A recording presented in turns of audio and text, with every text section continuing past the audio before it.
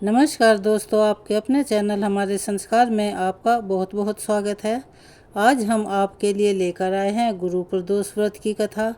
लेकिन पहले अगर आप हमारे चैनल पर नए हैं और अभी तक आपने चैनल को सब्सक्राइब नहीं किया है तो प्लीज़ हमारे चैनल को सब्सक्राइब करें, वीडियो को लाइक करें, ज़्यादा से ज़्यादा शेयर करें ताकि यह कथा और लोगों को भी सुनने को मिल सके, उन्हें भी इसका लाभ प्राप्त हो।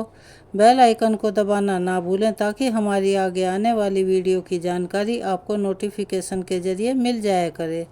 एक बार सभी प्यार से बोलिए ओम नमः शिवाय, हर हर महादेव। चलिए शुरू करते हैं आज की कथा। भगवान भोलेनाथ की कृपा आप सभी पर हमेशा बनी रहे। आपके घर में अन्न धन की कभी कमी न हो। इस बार आषाढ़ महीने के शुक्ल पक्ष में पड़ने वाले प्रदोष व्रत की तिथि को लेकर लोगों के मन में असमंजस बना हुआ है, क्योंकि इस बार की जो त्रयोदशी की तिथि है वह 18 जुलाई गुरुवार की रात 8:45 से शुरू हो रही है और मान्यताओं के अनुसार प्रदोष व्रत में प्रदोष काल में ही भगवान शिव की पूजा की जाती है। प्रदोष काल में पूजा करने के बाद उपवास खोल लिया जाता है और जिस तिथि में प्रदोष काल का समय प्राप्त होता है उसी तिथि में व्रत रखना सही होता है। ऐसे में अगर बात की जाए प्रदोष काल के समय की तो 19 जुलाई को शुक्रवार त्रयोदशी तिथि शाम 7:41 पर समाप्त होगी।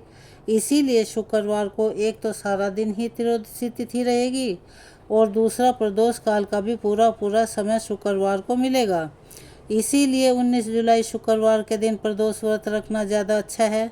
फिर भी कुछ जगह पर 18 जुलाई गुरुवार के दिन ही गुरु प्रदोष व्रत भी रखा जाएगा। ऐसा इसलिए क्योंकि इस दिन सूर्यास्त शाम 7:10 पर होगा और जो प्रदोष काल का समय है वह 45 मिनट बाद का प्राप्त होगा। तो ऐसे में कुछ लोग गुरु प्रदोष व्रत भी रखना चाहते हैं। तो हम आपको बता दें कि आप चाहे तो गुरु प्रदोष व्रत रख सकते हैं, लेकिन आप सभी के लिए शुक्रवार के दिन ही शुक्र प्रदोष व्रत रखना ज़्यादा अच्छा रहेगा, क्योंकि प्रदोष व्रत के नियमों का पूरी तरह से पालन इसी दिन हो पाएगा।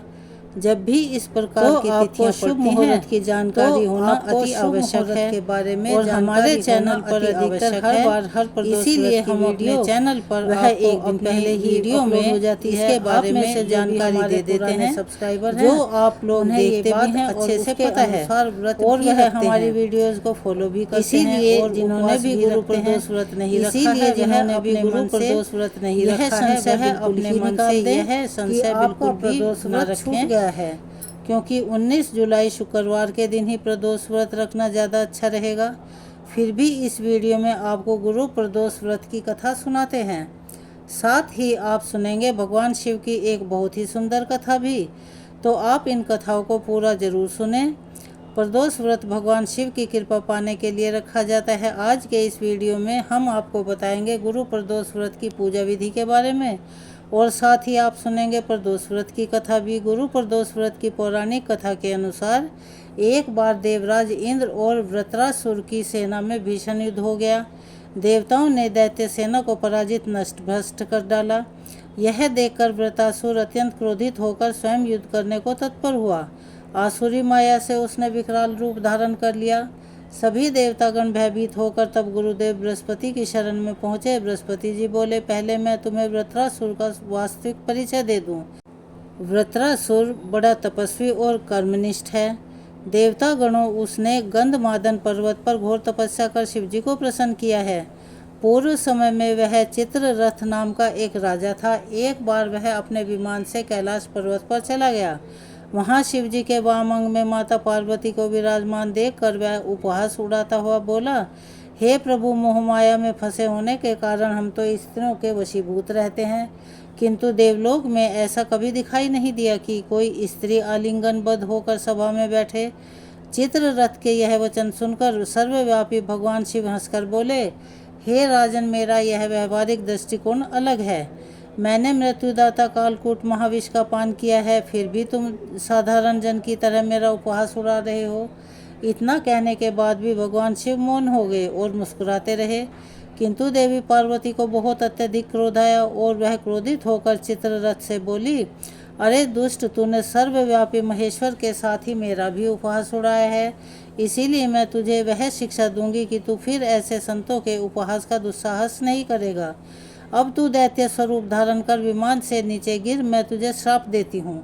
देवी पार्वती के इस शाप से चित्ररथ राक्षस योनि को प्राप्त हो गया और त्वष्टा नामक ऋषि के श्रेष्ठ तप से उत्पन्न होकर फिर वृत्रासुर बना। देवता गणों को आगे बताते हुए गुरुदेव बृहस्पति जी बोले, हे देवता गणों, वृत्रासुर बाल्यकाल से ही शिव भक्त रहा है। इसीलिए ही इंद्र तुम बृहस्पति प्रदोष व्रत कर भगवान शंकर को प्रसन्न करो। तब देवराज ने गुरुदेव की आज्ञा का पालन कर बृहस्पति प्रदोष व्रत किया। इस व्रत के प्रभाव से देवराज इंद्र ने शीघ्र ही वृत्रासुर पर विजय प्राप्त कर ली और फिर देवलोक में पहले की तरह से ही शांति छा गई। इसीलिए प्रदोष व्रत हर शिव भक्त को अपने जीवन में अवश्य ही करने चाहिए। एक बार भगवान शिव देवी पार्वती जी के साथ हरिद्वार भ्रमण कर रहे थे। पार्वती जी ने वहां देखा कि सहस्त्र मनुष्य गंगा जी में स्नान कर हर हर गंगे कहते चले जा रहे हैं, परंतु सभी दुखी और पाप परायण हैं। तब देवी पार्वती ने बड़े आश्चर्य से भोलेनाथ से पूछा, हे देव के देव महादेव, गंगा में इतनी बार स्नान करने पर भी इनके पाप और दुखों का नाश क्यों नहीं हुआ? क्या अब पवित्र गंगा जी में लोगों के पापों का नाश करने की शक्ति नहीं रही? तब भगवान शिव देवी पार्वती से कहने लगे, प्रिय, गंगा में तो आज भी वही शक्ति है, परंतु इन लोगों ने पाप नाशनी गंगा में स्नान ही नहीं किया, तब भला इन्हें लाभ कैसे होगा? देवी पार्वती ने यह सुनकर बड़ा आश्चर्य किया। फिर पूछा, प्रभु, स्नान कैसे नहीं किया? मैं तो देख रही हूँ कि सभी तो गंगा से स्नान करके आ रहे हैं और अभी तक तो इनके शरीर भी गीले हैं। तब भगवान शिव ने कहा कि देवी, यह तो केवल जल में डुबकी लगाकर आ रहे हैं। मैं तुम्हें इसका रहस्य कल समझाऊंगा। अगले दिन बड़े जोर की बरसात होने लगी। सारी गलियां कीचड़ से भर गई। एक चौड़े रास्ते में गहरा गड्ढा था, उसके चारों ओर कीचड़ ही कीचड़ भरा हुआ था। भगवान शिव ने अपनी माया से एक वृद्ध का रूप धारण कर लिया। एक दिनहीन विवश की तरह गड्ढे में जाकर ऐसे पड़ गए मानो कोई मनुष्य चलता हुआ गड्ढे में गिर पड़ा हो और निकलने का प्रयास करने पर भी निकल नहीं पा रहा हो। और भगवान शिव ने देवी पार्वती को गड्ढे से थोड़ी दूर समझाकर बिठा दिया कि देखो, आप लोगों को सुनो सुनो कर पुकारती रहना कि मेरे वृद्ध पति अचानक गड्ढे में गिर गए हैं, कोई पुण्यात्मा इन्हें निकाल कर इनके प्राण बचाओ और मुझे अबला की सहायता करें। भगवान शिव ने कहा कि देवी, जब भी कोई मुझे गड्ढे से निकालने के लिए तैयार हो, तब तुम उनसे बस इतना कह देना कि मेरे पति सर्वथा निष्पाप हैं। इन्होंने अपने जीवन में कभी कोई पाप नहीं किया है, इसीलिए इन्हें वही छुए जो स्वयं निष्पाप हो। अगर आपने अपने जीवन में एक बार भी कोई छोटे से छोटा पाप तक नहीं किया हो, तभी मेरे पति को हाथ लगाना, नहीं तो हाथ लगाते ही आप भस्म हो जाएंगे। तथास्तु कहकर देवी पार्वती जी गड्ढे के किनारे बैठ गई और फिर आने जाने वाले लोगों को भगवान शिव की सिखाई हुई बात कहने लगी। उधर गंगा जी में नहाकर लोगों के समूह जा रहे थे। एक सुंदर युवती को यूं दलदल के पास बैठी देखकर कई लोगों के मन में पाप आ गया। कुछ लोग लज्जा के डर के मारे डरे, तो कुछ लोगों को अपने धर्म का भय हुआ, कुछ लोगों को कानून से डर लगा। कुछ लोगों ने तो पार्वती जी को यह भी सुना दिया कि मरने दे उस बुढ़े को, अरे क्यों उसके लिए रो रही है। आगे और कुछ दयालु सच्चरित्र पुरुष भी थे। उन्होंने करुणा करके युवती के पति को निकालना चाहा, लेकिन जैसे ही उन्होंने उन वृद्ध को वहां से हटाना चाहा, तभी देवी पार्वती के वचन सुनकर वे भी रुक गए कि जो निष्पाप हो केवल वही उन्हें छुए, नहीं तो वे भस्म हो जाएंगे। उन्होंने सोचा कि हम तो गंगा में नहा कर आए हैं, तो क्या हुआ, पापी तो हैं ही, कहीं हाथ न जल जाए। और इस प्रकार उन वृद्ध को निकालने के कारण इस स्त्री के कहे अनुसार हम खुद भस्म न हो जाएं। इस तरह सोचकर किसी की हिम्मत नहीं हुई वे उस वृद्ध को दलदल से बाहर निकाल पाएं। सैकड़ों लोग आए और पूछकर चले गए। सुबह से शाम हो चली। तब भगवान शिव ने देवी पार्वती से कहा, देखो, आया कोई सच्चे हृदय से गंगा जी में नहाने वाला। तभी कुछ देर बाद एक जवान हाथ में लोटा लिए हर हर गंगे कहता हुआ वहां से निकला। देवी पार्वती ने उससे भी वही बात कही। उस नवयुवक का हृदय करुणा से भर आया। उसने भगवान शिव को उस गड्ढे से निकालने की तैयारी की। तभी देवी पार्वती ने उसे रोका और कहा कि भाई, अगर तुम पूरी तरह से निष्पाप हो तभी मेरे पति को छूना, क्योंकि अगर तुमने जरा सा भी पाप किया होगा तो मेरे पति को छूते ही तुम भस्म हो जाओगे। लेकिन उस नवयुवक ने बिना कोई संकोच के दृढ़ निश्चय के साथ माता पार्वती से कहा, माते, मेरे निष्पाप होने में तुम्हें संदेह क्यों होगा? आपको नहीं दिखता कि मैं अभी अभी गंगा जी में स्नान करके आया हूँ? गंगा जी में गोता लगाने के बाद कभी पाप रहते हैं भला? और आपके पति को मैं अभी तुरंत निकालता हूँ। कहते ही उस नवयुवक ने वृद्ध को गड्ढे से बाहर निकाल दिया। तब भगवान शिव और माता पार्वती ने उसे अधिकारी समझकर अपना असली स्वरूप प्रकट कर उसे दर्शन देकर कृतार्थ किया। भगवान शिव ने देवी पार्वती से कहा, देवी, इतने लोगों में बस इस एक ने ही गंगा में स्नान किया है। इस दृष्टांत के अनुसार जो लोग बिना श्रद्धा और विश्वास के, केवल दंभ के लिए, केवल पाखंड के लिए गंगा जी में स्नान करते हैं, उन्हें वास्तविक फल नहीं मिलता। लेकिन इसका यह मतलब नहीं कि गंगा स्नान व्यर्थ जाता है। गंगा स्नान का बहुत पुण्य भी है। गंगा स्नान करने से सभी पापों से तो मुक्ति मिलती ही है, साथ ही मोक्ष की भी प्राप्ति होती है। ऐसा हमारे धार्मिक पुराणों में वर्णित है। तो यह थी आज की कहानी। आपको कैसी लगी? आप कमेंट्स बॉक्स में अपनी राय ज़रूर लिखें। गुरु प्रदोष व्रत भगवान शिव की कृपा दिलाने वाला और अत्यंत मंगलकारी माना जाता है। त्रियोदशी व्रत रखने वाले सभी भक्तगणों को, अर्थात प्रदोष व्रत रखने वाले भक्तों को 100 गाय के दान करने के बराबर फल प्राप्त होता है। यह सभी प्रकार के कष्ट और पापों को भी नष्ट करता है। जो भक्त किसी कारण से उपवास न रख पाए, उन्हें भी प्रदोष काल के समय भगवान शिव की पूजा करके इस व्रत कथा को पढ़ना और सुनना चाहिए। दूसरों को भी सुनाना चाहिए। ऐसा करने से भी भगवान शिव अपने भक्तों की मनोकामनाएं पूर्ण करते हैं। प्रदोष व्रत के दिन जो भी भक्त अपने भगवान शिव की उपासना करता है, भगवान शिव उनकी सभी मनोकामनाएं पूर्ण कर देते हैं। गुरु प्रदोष व्रत रखने से आपको मनचाहा जीवन साथी मिल सकता है। अगर आपके शत्रुओं से, विरोधियों से परेशानी हो रही है तो विरोधी शांत हो सकते हैं। इसके अलावा संतान संबंधी सभी प्रकार की समस्याएं भी दूर हो जाती हैं। आज के दिन जो भी भक्त सच्चे मन से प्रदोष काल में भगवान शिव की पूजा विधि विधान से करता है, उसके द्वारा की गई पूजा को भगवान शिव जरूर स्वीकार करते हैं। सुबह के समय जल्दी उठकर स्नान आदि से निवृत्त होने के बाद साफ स्वच्छ सफ़ेद रंग के वस्त्र धारण करने चाहिए। गुरु प्रदोष व्रत है तो पीले रंग के वस्त्र धारण करना भी बहुत शुभ रहता है। इसके बाद हाथ में जल और पुष्प लेकर व्रत रखने का संकल्प लें। भगवान शिव को सुबह के समय जल और बेलपत्र जरूर अर्पित करें। धूप दीप जलाएं, व्रत की कथा पढ़ें, सुने और दूसरों को सुनाएं। ओम नमः शिवाय मंत्र का जाप करें। अगर आप खुद के लिए पूजा कर रहे हैं, खुद के कष्ट निवारण के लिए प्रदोष व्रत रख रहे हैं, तो नमः शिवाय मंत्र का जाप करना अच्छा होता है। अपने परिवारजनों के लिए या किसी और के लिए व्रत रख रहे हैं तो ओम नमः शिवाय मंत्र का जाप करना चाहिए। प्रदोष व्रत में सफ़ेद रंग की वस्तुओं का ज़्यादा से ज़्यादा प्रयोग किया जाता है। सफ़ेद पुष्प ही सफ़ेद रंग का भोग हो। और गुरु प्रदोष व्रत है तो आप पीले रंग के पुष्प भी भोलेनाथ को अर्पित कर सकते हैं। सफ़ेद रंग की वस्तुओं का भोग लगाना बहुत शुभ माना जाता है। सफ़ेद रंग की वस्तुओं में आप दूध या दूध से बनी हुई मिठाइयों का, दही का, शक्कर का भोग लगा सकते हैं। इस प्रकार गुरु प्रदोष व्रत प्रारंभ किया जाता है। और क्योंकि गुरुवार का दिन है तो भगवान विष्णु की कृपा पाने के लिए भी इस दिन केले के पेड़ का पूजन करना चाहिए।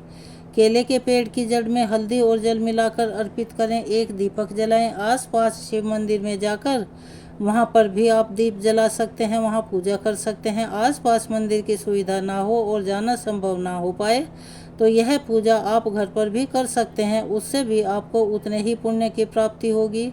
उसके बाद फिर दिन भर व्रत रखें और शाम को प्रदोष काल में विधि विधान से पूजा अवश्य ही करें, क्योंकि प्रदोष व्रत में प्रदोष काल में की गई पूजा ही मान्य होती है। इसके लिए एक बार फिर से स्नान करना जरूरी है।